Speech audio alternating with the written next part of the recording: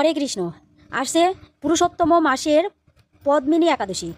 এই একাদশী 27শে মে বুধবার। তো পরের দিন পালনের সময় 4:50 থেকে 7:59 পর্যন্ত, মানে 8টা পর্যন্ত।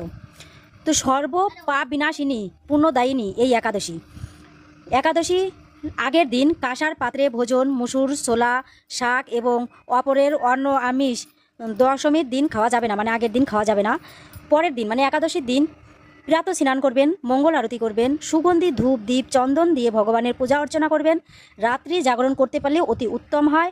ভগবানের নাম বেশি বেশি জপ করবেন, কীর্তন করবেন। আর এই একাদশীর ব্রত 10,000 বছর তপস্যা করে যে ফল পাওয়া যায় না, এই ব্রত পালনে সেই ফল লাভ হয়। শুধু তাই নয়, এই ব্রত পালনে পুত্র লাভ হয়। তো পুরুষোত্তম মাস ভগবানের অতি প্রিয়, আর এতটাই প্রিয় যে এই মাসের মতো অন্য কোনো মাস ভগবানের এত প্রিয় নয়। যেহেতু ভগবানের এই মাসটা এত প্রিয়, তাই এই মাসের ব্রত মানে একাদশীর ব্রত ভগবানের অতি প্রিয়। তাই সকলেই এই ব্রত অবশ্যই পালন করবেন। এই মাসের একাদশী, যে দুটো একাদশী, তার মাহাত্ম্য পাঠ বা শ্রবণেই বহু পুণ্যফল লাভ হয়। তাই সকলেই এই মাসের একাদশীর ব্রত অবশ্যই পালন করবেন। সকলকে হরে কৃষ্ণ।